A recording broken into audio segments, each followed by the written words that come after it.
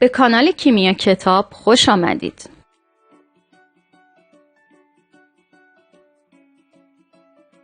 دوستان و عزیزان همراه سلام عرض میکنم.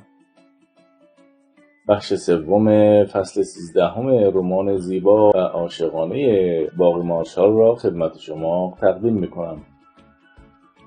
امیدوارم لذت ببرید. در پایین لطفاً ویدیوی ما را با دوستانتان به اشتراک بگذارید و اگر تاکنون سابسکرایب نکردید دکمه سابسکرایب را بزنید و علامت زنگوله را برای اینکه جزو اولین کسانی باشید که از آپلود ویدیو جدید ما با خبر میشوید بزنید و لطفاً در بخش کامنت ها به سوالی که مطرح شده پاسخ بدهید. با تشکر. این بار یقین داشتم سیما می آید. 20 سال تمام در زندان بریکستون با خودم زمزمه می کردم اگر روزی با سیما روبرو شوم به او چنین و چنان خواهم گفت. اما اکنون که او نزد من می آمد بیقراری و هیجانم به حدی رسیده بود که چنین و چنان گویی را از یاد برده بودم. زمان کند پیش می رفت، دقیقه شماری می کردم. در نهایت ناآرامی چند مرتبه بلند شدم. از رستوران بیرون رفتم، به چپ و راست نگاه کردم و ناامید سر جایم برگشتم. در تمام این لحظات فرهاد مرا زیر نظر داشت و پا به پای من ساعت را نگاه می کرد. ساعت از 9 گذشته بود. زنی حدوداً 45 ساله، چاق، با چهره‌ای برافروخته و حالتی شگفت‌زده سراسیمه در آستانه در رستوران ظاهر شد. در وهله اول باورم نشد سیما باشد. فرهاد به او نزدیک شد و با اشاره او را به سوی من هدایت کرد. کوچکترین حرکتی نکردم، فقط از صدای پایش متوجه شدم به من نزدیک می شود. هر لحظه التهابم زیادتر می شد. روبرویم ایستاد و مدتی به هم خیره شدیم. تا اندازه‌ای ترکیب صورتش حفظ شده بود، ولی تیپ و قیافه و هیکلش هرگز مثل سیمایی که تصویرش را در ذهن داشتم نبود. خسخس سینه اش را می شنیدم. به صندلی روبرویم اشاره کردم. مات و مبهوت نشست. بعد از حدود 10 دقیقه با صدای لرزان گفت: خسرو تویی؟ با تأسف سر تکان دادم. به یاد روزی از اوایل آشناییمان که در یکی از رستوران‌های خیابان زند شیراز با قلبی سرشار از عشق روبروی هم نشسته بودیم و دنبال جمله‌ای می‌گشتیم تا سر صحبت را باز کنیم. این بار برخلاف آن روز دلم پر از کینه و نفرت بود. مدتی در سکوت به هم خیره شدیم. گارسون را صدا زدم و گفتم برای ما چای بیاورد. سیما سفارش ویسکی داد. سپس با دستهای لرزان پاکت سیگارش را از کیفش بیرون آورد. چنان دست پاچه شده بود که نمیدانست چه میکند. به من سیگار تعارف کرد. به او پوزخند زدم. اندکی بعد گارسون با یک بطری ویسکی، 2 گیلاس و مقداری مخلفات برگشت. ابتدا گیلاس سیما را پر کرد. نوبت به من که رسید مانع شدم. گفتم برایم آبجو بیاورد. گارسون بطری ویسکی و آنچه را که آورده بود روی میز چید. 1 لیوان آبجو هم آورد و ما را تنها گذاشت. سیما گیلاسش را لاجرعه سر کشید. سپس پک محکمی به سیگارش زد و در میان هاله‌ای از دود با صدای لرزان در حالی که دستش را روی قلبش گذاشته بود و به سختی نفس می‌کشید گفت: باور نمی‌کردم روزی تو رو اینجا ببینم. با نگاهی تحقیرآمیز گفتم: شاید انتظار داشتی تو زندون بمیرم. می‌بینی که نمردم و در حال حاضر فقط شوق دیدن بهادر منو به اینجا کشونده. سیما مات زده و گیج بود. هنوز باور نداشت من در برابرش نشستم. گفت: هرگز پیش بینی نمی‌کردم به کانادا بیایی و منو پیدا کنی. گفتم: ولی من هرچه درباره تو پیش بینی می‌کردم به حقیقت پیوست. یه مشروب خور حرفه‌ای شدی. مشروب اونقدر روی حنجرت اثر گذاشته که انگار صدات از ته خمره بیرون میاد و مثل اینکه ناراحتی قلبی هم پیدا کردی. سرش را به نشانه تأسف تکان داد و از ته دل آه کشید. 1 مرتبه بغضش ترکید و همراه با گریه گفت: چی بگم؟ از معذرت خواستن من کاری درست نمیشه. فقط اینو بدون که تاوان خودسریای خودم رو دادم. شاید خیلی بدتر از زندون. گفتم: دلم میخواد اول از بهادر برام بگی. میدونه پدر داره و پدرش زنده است؟ دومین گیلاس ویسکی را سر کشید و سومین سیگار را روشن کرد و همچنان که دستش روی قلبش بود گفت: بهادر با اینکه اون موقع کمتر از 5 سال داشت همه چیز رو به خاطر داره. گفتم یعنی براش بیگانه نیستم؟ گفت هرگز، من همه چیز رو براش تعریف کردم. گفتم براش توضیح دادی که فریب مرد انگلیسی رو خوردی و پدرش رو بدبخت کردی؟ از داخل کیفش قوطی قرص دیگوکسین را بیرون آورد و از گارسون آب خواست. فهمیدم ناراحتی قلبی دارد، اما به روی خودم نیاوردم. گفتم بهادر کجاست؟ دلم میخواد هر چه زودتر ببینمش، با تو کاری ندارم. گفت قصه من مفصله، اگه اجازه بدی برات تعریف میکنم. شاید کمی نفرت و کینه‌ای که حق داری نسبت به من داشته باشی کم شه. مطمئن باش بهادر رو هم میبینی.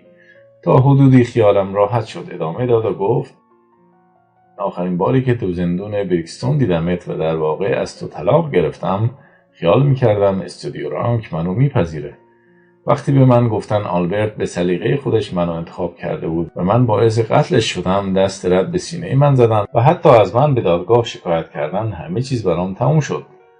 از رفتار گذشته پشیمون شده بودم به حدی که اگه وجود بهادر نبود یا قدرتش رو داشتم دست به خودکشی میزدم. با اینکه گفته بودی هرگز به ملاقاتت نیام، دلم طاقت نیاورد. یه روز به زندون آمدم تا بگم که من باعث بدبختی تو شدم، ولی متاسفانه به اتاق ملاقات نیومدی. گفتم انتظار داشتی رغبت دیدار داشته باشم؟ سرش را پایین انداخت، آهی کشید و با حالتی درمانده و متاسف گفت نمیدونم اگه به لندن نمیرفتیم، اگه لجبازی نمیکردم، اگه تو لندن به حرفهای تو اهمیت میدادم و تحت تاثیر دوروبریا که فرهنگشون نشأت گرفته از فرهنگ غرب بود قرار نمیگرفتم، هرگز کارت به زندون نمیکشید و من بدبخت نمیشدم. تو باید منو بکشی، حق داری از من نفرت داشته باشی. گفتم نرگس به من گفت که ازدواج کردی و یه دختر داری، مگه با شوهرت خوشبخت نیستی؟ بی اختیار اشکش سرازیر شد. بعد از چند لحظه سکوت گفت چی بگم، ناسازگاری با تو برام درس عبرت شده بود. کاش این سازگاری و انعطاف پذیری را با تو می داشتم. به بطری ویسکی و سیگار و لباس و موهای چند رنگش اشاره کردم و گفتم اینطور که می بینم شوهرت باید وفق مرادت باشه. تو رو خیلی آزاد گذاشته است. با استعدادی که آلبرت در تو سراغ داشت و با این همه آزادی باید یه هنرپیشه معروف می شدی. میخواست باز هم برای خودش ویسکی بریزد. بطری را از دستش گرفتم و گفتم نمیخواهم در حال مستی برایم حرف بزند. چند لحظه سکوت کرد، سپس گفت بعضی وقتا آدم تو زندگی اشتباهی میکنه که هرگز قابل جبران نیست. منم اشتباه کردم و تو هرچی منو سرزنش کنی حق داری. من لیاقت تو رو نداشتم. تو باید با ناهید ازدواج میکردی.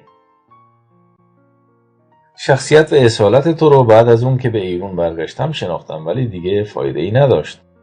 برای چندمین بار سیگارش رو روشن کرد و گفت اگه اجازه بدی جریان رو از اول برات بگم خیلی بهتره. گفتم 20 سال فقط شنونده بودم، گوش میکنم.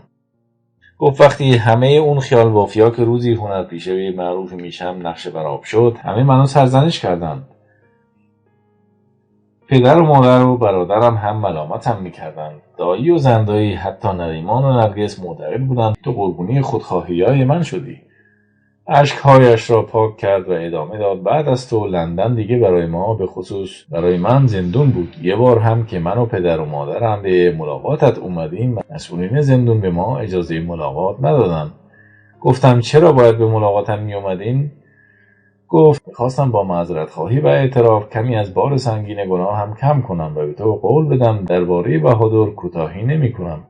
گفتم امیدوارم کوتاهی نکرده باشی. گفت نه، بهادر امسال تو رشته کامپیوتر فارغ التحصیل میشه. در ضمن توی شرکت کار میکنه. کاملا شبیه خودت شده. شبیه اون موقعی که تو باغ قوام شیراز دیدمت. از تو برای او یه اسطوره ساختم، چون فقط از این راه میتوانستم خودم رو راضی کنم. پس از لحظاتی سکوت ادامه داد بعد از دادگاه و اینکه به 20 سال زندون محکوم شدی، ما دیگه مثل سابق نبودیم.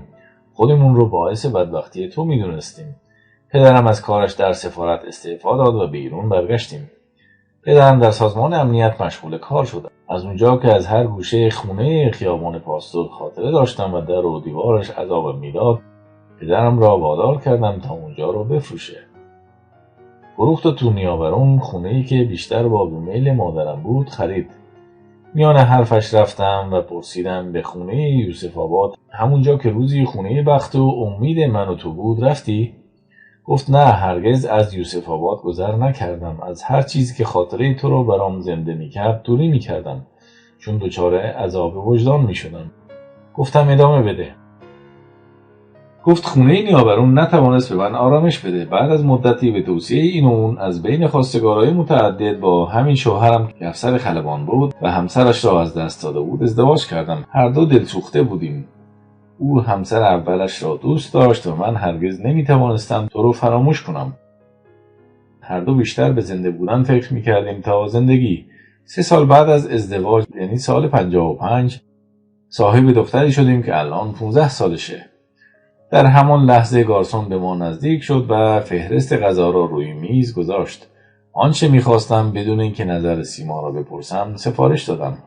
سیما به سخنانش ادامه داد. سال 57 رژیم چندین ساله شاهنشاهی که همه فکر میکردن پایه‌هایش روی فولاد بنا شده، در مدتی کمتر از چند روز متلاشی شد. پدرم 1 هفته قبل از اینکه انقلابیون پیروز بشن سکته کرد. ما حتی فرصت پیدا نکردیم براش مراسم ختم بگیریم. همه دستاندرکارای رژیم کشور رو ترک کردن. ما هم هر چه داشتیم فروختیم و به اتفاق بهادر، سوزان، شوهرم، مادرم و سیاوش به لس آنجلس رفتیم. مادرم دچار درد علاج ناپذیر سرطان شد و بیشتر از 4 ماه طول نکشید که مرد. سیاوش به دام اعتیاد اسیر شد، به طوری که دیگه از او قطع امید کردیم. بالاخره در یک تصادف کشته شد. بعد از 3 سال به کانادا و این شهر اومدیم. در همین شهر شوهرم که روزی یکی از بهترین خلبانای نیروی هوایی بود و شاه او را به نام می شناخت، توی شرکت مواد غذایی صندوقدار شد. منم تو همون شرکت مواد غذایی رو بسته‌بندی میکنم. یک مرتبه دستهایش را به من نشان داد و گفت ببین این دستای سیماییه که تو مرتب میگفتی چقدر زیباست. رگ‌های برجسته سیاه زیر پوست سفید پشت دستش مشخص بود و ضخامت پوست سرانگشت او حکایت از نوع کارش میکرد. و در حالی که قطرات اشک روی گونه‌هایش میغلطید گفت من روزی معشوقه تو بودم. اونقدر جاذبه داشتم که تو رو از شهر و دیارت به تهران کشوندم. حتی الان اگه یه روزی کار نکنم زندگیمون نمیچرخه و مقصر اصلی هم جز خودم کسی نیست. گفتم این که قبول داری مقصر بودی جای خوشحالیه و اعتراف تو باعث میشه تا حدودی کینه هایی که سالهاست منو رها نکرده کاهش پیدا کنه. سیما نگاهش را به من دوخت. چشمان پر اشکش را چند مرتبه به هم زد و گفت روزی رو که به آلبرت حمله کردی و میخواستی منو بکشی یادته؟ گفتم بله، اون صحنه و صحنه‌ای که تو رو در آغوش گرفت هیچ وقت فراموش نمی‌کنم. گفت بارها افسوس خوردم چرا جلوی تو رو گرفتن. کاش منو کشته بودی. همین حالا هم اگه منو بکشی بجاست. در حالی که ندامت و خنده هم گرفته بود گفتم 20 سال پیش هم اشتباه کردم که نسبت به تو تعصب نشون دادم.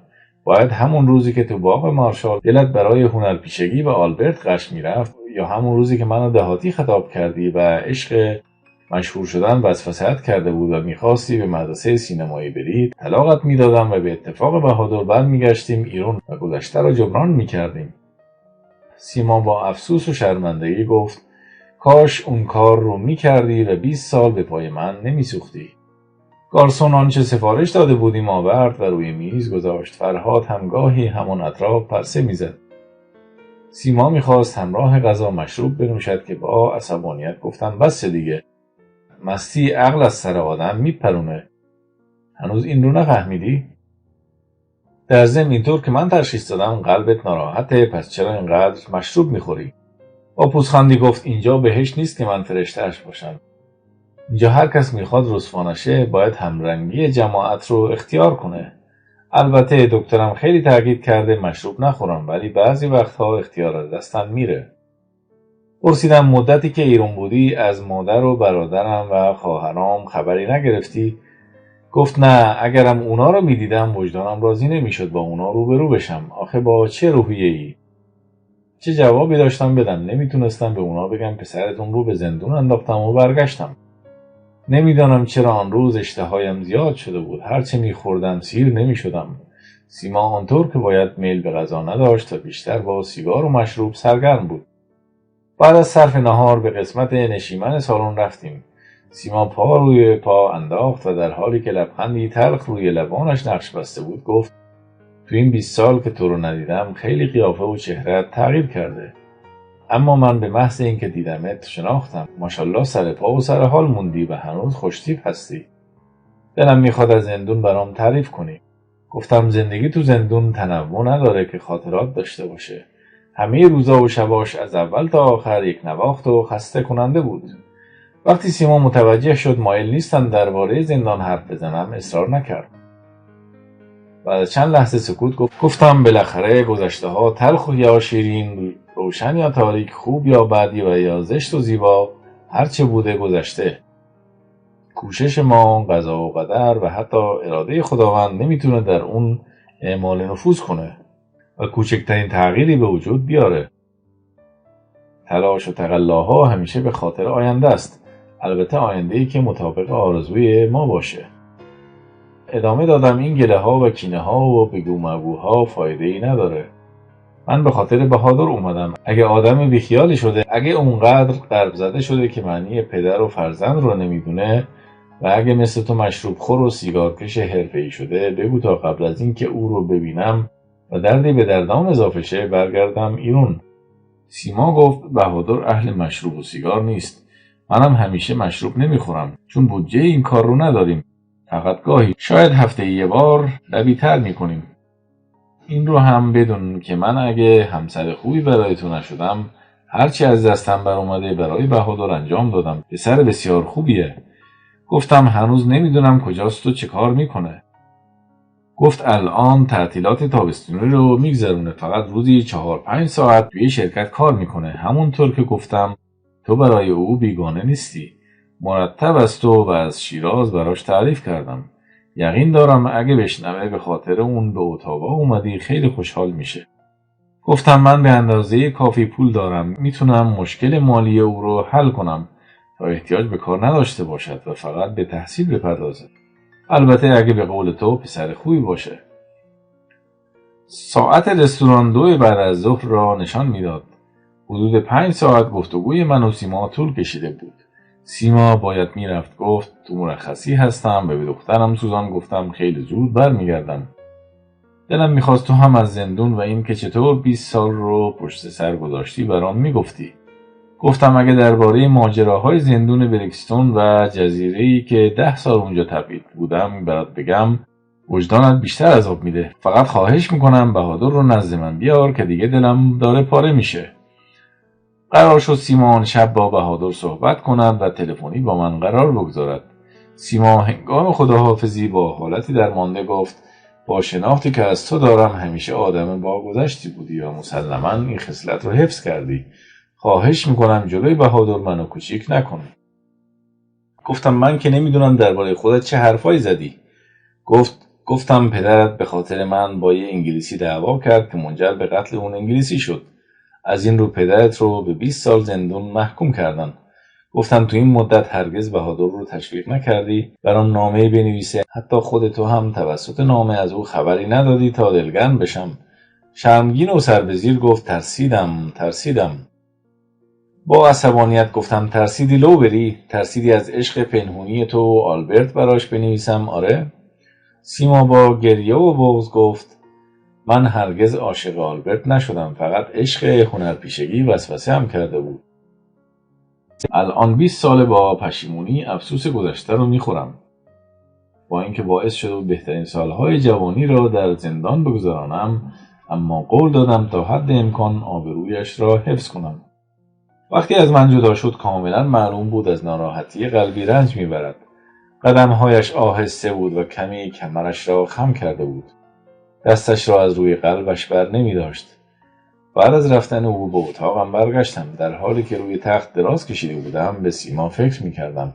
چنان پیر شده و تغییر قیافه داده بود که اگه تصادفاً در مکان دیگر می دیدمش بعید به نظر می رسید او را بشناسم. وزنش کمتر از 90 کیلو نبود و پوست صورتش شل و چروک شده بود. با اینکه پیراهن گشاد به تن داشت شکمش به زنان باردار شبیه بود. اینکه دست انتقام او را رها نکرده بود و به قول خودش تاوان خودسری‌هایش را داده بود کمی از کینه‌ام کم می‌کرد. دلم نمی‌خواست او را تا این حد درمانده ببینم. آن شب و فردایش از اتاقم بیرون نرفتم، چون منتظر تلفن سیما بودم. کم کم داشتم دلواپس می‌شدم. سرانجام ساعت 11 زنگ تلفن مرا از ناامیدی بیرون آورد. سیما بود. بعد از اینکه حالم را پرسید یک مرتبه ساکت شد. فقط صدای خسخس سینه اش را میشنیدم. داشتم دیوانه میشدم. گفتم پس چرا حرف نمیزنی؟ در حالی که صدایش به سختی بیرون می آمد گفت امروز ساعت 3 بعد از ظهر به اتفاق بهادر به هتل می آیم. از فرط خوشحالی با صدای بلند گفتم وای خدای من، یعنی امروز پسرم رو بعد از 20 سال می بینم؟ به خاطر اینکه بدون دردسر میخوای منو با پسرم روبرو کنی تو رو میبخشم. سیما نمیتوانست راحت صحبت کند. برخلاف انتظار من گوشی را گذاشت. آنقدر ذوق زده بودم که بی اختیار کنار پنجره رفتم. سرم را به طرف آسمان بالا بردم و خدا را شکر کردم. سپس به متصدی هتل زنگ زدم و سفارش یک دسته گل، میوه و شیرینی دادم. در مدتی کوتاه همه چیز آماده شد. ساعت 2 به حمام رفتم. سپس بهترین لباسم را پوشیدم و در حالی که خودم را از هر جهت آماده کرده بودم به انتظار نشستم. زمان به کندی می‌گذشت و هر ثانیه به اندازه 1 ساعت طول می‌کشید. ساعت 3 قلبم داشت از سینه‌ام بیرون می‌آمد. دیگه بیقرار شده بودم. از اتاق بیرون آمدم و چند مرتبه طول راهرو را بالا و پایین رفتم. 10 دقیقه از 3 گذشته بود که با آسانسور به طبقه همکف رفتم. دلم به شور افتاده بود. با حالتی کلافه روی کاناپه‌ای که کنار در ورودی قرار داشت نشستم. عقربه‌های ساعت کم کم داشتند به 3:30 نزدیک می‌شدند. بیقرارتر از لحظات قبل از روی کاناپه بلند شدم و به انتهای راهرو رفتم. هنگام برگشتن ناگهان سیما را در آستانه در هتل دیدم و هیچ شکی برایم باقی نماند. جوان بلند قامت و خوشنمایی که با اوست بهادر است. قدرت حرکت نداشتم. پایم به زمین چسبیده بود. سیما در حالی که دستش را روی قلبش گذاشته بود آرام آرام همراه بهادر به طرفم آمد. من و بهادر به هم خیره شدیم. گویی خودم و ادامه دهنده وجودم را در برابرم می دیدم. هر دو مات و بی سخن مانده بودیم. شور و شوق و هیجانی زایدالوصف به من دست داده بود. در یک زمان برای هم آغوش باز کردیم و یکدیگر را در بغل گرفتیم. چشمه اشکم که سالها خشک شده بود یک باره فوران کرد.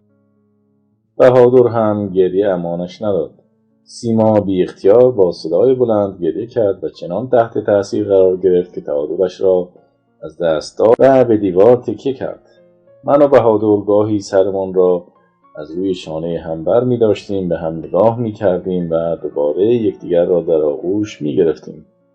عده‌ای دور ما جمع شده بودند. با اینکه نمی دانستند موضوع از چه قرار است تحت تأثیر قرار گرفته بودند. ناگهان سیما روی زمین ولو شد. من و بهادر یکدیگر را رها کردیم و هراسان به سراغ سیما رفتیم. سیاهی چشمانش رفته رفته محو می شد. اشاره‌اش به بهادر بود و نگاهش به من. زیر لب چند کلمه‌ای به زبان آورد ولی هیچ یک متوجه نشدیم چه میگوید. دست و پایمان را گم کرده بودیم. مسئول هتل فوری از اورژانس کمک خواست. من هم به او تنفس مصنوعی دادم. در مدتی کمتر از 10 دقیقه او را به نزدیکترین بیمارستان رساندیم. ولی تلاش پزشکان دیگر نتیجه نداشت. سیما به علت سکته که پیامد بیماری قلبی چندین ساله او بود مرده بود. با اینکه دل پرخونی از سیما داشتم هرگز راضی به مرگش نبودم. خیلی متاسف شدم. مرگ او شور و هیجان دیدارمان را از ما گرفت. بهادر در حالتی بین غم از دست دادن مادر و خوشحالی دیدار پدر گیر کرده بود. نمیدانست چه کند. بالاخره به سوزان و پدرش زنگ زد. کمی بعد سوزان و پدرش منوچهر به بیمارستان آمدند. نگاه هر دو به من نفرت آمیز بود. انگار مرا مسبب مرگ سیما می دانستند.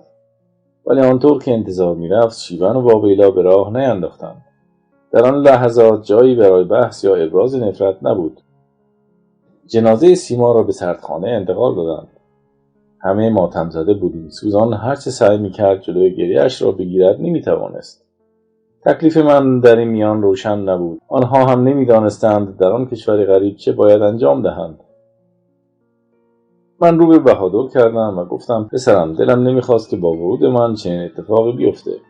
از ته دل متاسفم. در ضمن میدونم حرف زیادی برای گفتن داریم که ناچار به زمانی مناسب موکول میکنیم. صلاح نیست امشب به آپارتمان خودتون بریم. بهتر همگی همین هتل نزد من بمونیم. بهادر حرفی نداشت. سوزان و پدرش هم مخالفت نکردند. آن شب واقعا برای همه ما شام غریبان بود. در میان ماتم و گریه قصه پرماجرای خودم را تا آنجا که به شخصیت سیما توهین نشود برای آنها تعریف کردم. غیر از سوزان که برای پذیرفتن حقیقت هنوز خیلی جوان بود، منوچهر و بهادر معتقد بودند بالاخره مشروبات زیاد سیما را از پا درآورد. منوچهر گفت پزشکان از 2 سال پیش به او توصیه کرده بودند مشروب نخوره. بهادر دنباله حرف او را گرفت و گفت مادرم از 3 سال پیش قرص دیگوکسین و عادلات مصرف میکرد و نباید دچار هیچ گونه هیجان میشد. همان شب پدر سوزان تلفنی خبر مرگ سیما را به دوستان و آشنایان ایرانی مقیم اتاوا اعلام کرد. روز بعد در میان جمعیت حدود 25 نفر سیما را به خاک سپردیم. حضور فردی غریبه‌ای مثل من و اینکه لحظه‌ای از کنار بهادر دور نمی‌شدم تعجب همه را برانگیخت. بالاخره مجبور شدند مرا معرفی کنند. گرچه شباهت بهادر به من به خودی خود ثابت می‌کرد پدر او هستم. آن روز همه مخارج گورستان را پرداختم و با اجازه بهادر، سوزان و پدرش همه حاضران را برای صرف نهار به رستوران دعوت کردم. وقتی نهار صرف شد، بعد از معرفی خودم و اظهار تأسف از مرگ سیما گفتم هر کسی سرنوشتی داره و سرنوشت سیما همین بود وقتی من و پسرم بعد از سالها با هم روبرو شدیم از دنیا بره. مهمانان که رفتن رو به بهادر کردم و گفتم پسرم 20 سال انتظار روزی رو داشتم که تو رو در کنار خودم ببینم. دلم میخواد بدون رودرواسی و اغراق احساس خودت رو نسبت به من به زبون بیاری. بهادر با حالتی ناراحت در حالی که اشک در چشمانش جمع شده بود گفت تنها چیزی که میتونم بگم اینه که مدتی ظاهرا پدر نداشتم و آرزو داشتم او را ببینم. حالا پدر دارم ولی مادر ندارم. جملات او تا مغز استخوانم را سوزاند، مثل همان زمان که 3-4 ساله بود. سرش را روی سینه هم گذاشت، حق حق گریه میکرد. دلم میخواست در آن لحظه همه هستیم را فدایش کنم. سوزان و پدرش به خانه برگشتند. من و بهادر تا حدود 2 بعد از نیمه شب به گفتگو نشستیم. از دوره‌ای که با سیما آشنا شده بودم و عشق او مرا به تهران کشانده بود، از شیراز و مادرم و 2 خواهر و برادرم، از زندان و دوره تبعید در جزیره برایش تعریف کردم. کنجکاو بود چرا دست به قتل زدم. بنا به خواسته سیما نمیخواستم بی‌وفایی و بلندپروازی‌های او را مطرح کنم. برای بهادر هم پذیرفتن این موضوع که من به دلیل عصبانیت آنی کسی را کشته باشم مشکل بود. احساس می‌کردم او هم چیزهایی درباره سیما می‌داند ولی پنهان می‌کند. اصرار نداشتم بدانم. مهم این بود که پسرم را در کنارم می‌دیدم. بهادر دلش می‌خواست در کانادا بمانم. می‌گفت تو پزشکی، می‌تونی خوب پول در بیاری. گفتم من نزدیک 28 ساله از ایران، از قوم و قبیله و خویشانم خبری ندارم. باید برگردم و به اندازه‌ای که بتونم یه زندگی راحت برای تو و خودم تو ایران فراهم کنم پول دارم. نهایت آرزومه که تو هم بیای و قول میدم پشیمون نشی. وقتی درباره ایران، مردمش و قوم و قبیله خودم برایش شرح دادم متوجه شد آدم‌های کس و کار نیستیم و با توجه به پولی که داشتم پذیرفت برای آمدن به ایران فکر کند. آن شب من و پسرم کنار هم خوابیدیم و چقدر لذت بردم. روز بعد به اتفاق سراغ سوزان و منوچهر رفتیم. منوچهر آدم بدی به نظر نمی آمد. بهادر معتقد بود که او تا حدودی خصلت ایرانی بودنش را حفظ کرده است. همانطور که سیما گفته بود منوچهر دلی سوخته داشت، زیرا لذت چندانی از زندگی نبرده بود. ظاهراً از زمان تصادف همسرش روز خوش ندیده بود. از گفته‌هایش پی بردم او هم دل خوشی از سیما نداشته و به خاطر سوزان زندگی با او را ادامه داده بود. وقتی به او گفتم چرا به ایران برنمیگردد، بضاعت مالی خودش و مشکلات سیاسی ایران را مطرح کرد. او گفت برای من که روزی افسر خلبان بودم و زندگی نسبتا خوبی داشتم و اغلب کس و کارم به کشورهای مختلف مهاجرت کردن، برگشتن به ایران مشکله. مادرم و برادر و 2 خواهرم و تعدادی از قوم و خویشانم ساکن لس آنجلس هستند و ما به احتمال قوی نزد اونا برمیگردیم. مرگ سیما آنقدر برای سوزان دردناک بود که ماتم زده گوشه نشسته بود. هنوز باور نداشت مادرش را از دست داده است. منوچهر معتقد بود با وجود سوزان اگر به لس آنجلس برگردند بهتر است. وقتی نظرش را درباره بهادر پرسیدم، بدون لحظه‌ای درنگ گفت با توجه به اینکه شما از وضع مالی خوب و موقعیت اجتماعی خاصی برخوردارین، اگه جای او بودن ایران رو به این کشور غریب ترجیح میدادم. آن شب نزد آنها ماندم و از هر دری سخن گفتم. شاید اگر سیما زنده بود ما به این راحتی با هم ارتباط برقرار نمی‌کردیم. از روز بعد بهادر مرا به جاهای دیدنی شهر اتاوا و شهرهای نزدیک برد. آنقدر ذهنم به او مشغول بود و چنان از مصاحبت با او لذت می‌بردم که مسائل دیگر برایم بی اهمیت جلوه می‌کرد. در اتاوا و شهرهای اطراف مهاجران ایرانی زیادی به چشم می‌خوردند. آنها که از تخصص قابل استفاده برخوردار بودند شغل‌های خوبی داشتند و کسانی که تخصصی نداشتند به کارهایی مثل ظرفشویی، نظافت و کارگری مشغول بودند. بهادر هم از وقتی که به اتاوا آمده بود مجبور بود همزمان با تحصیل کار کند. در ذهنش هم نمی‌گنجید یک نفر در خانواده درآمد داشته باشد و بقیه در کنار او زندگی کنند. میگفت طبق قانون کانادا هر کس که به سن قانونی برسد باید کار کند. آن روز مرا به چند خانواده ایرانی که در مراسم تدفین سیما آنها را دیده بودم معرفی کرد. بیشتر آنها روی برگشت به ایران را نداشتند و به قول معروف اقامت در آنجا گردنگیرشان شده بود. همگی به اتفاق میگفتند روحشان برای ایران پرواز میکند، ولی مسائل سیاسی ایران را به زیان خودشان تعبیر و تفسیر میکردند و خودشان را میترساندند. من به دلیل اینکه از مسائل سیاسی ایران بیخبر بودم چیزی برای گفتن نداشتم، ولی معتقد بودم با همه آن حرفها یک وجب از خاک کشورم به همه اروپا و آمریکا نمیارزد.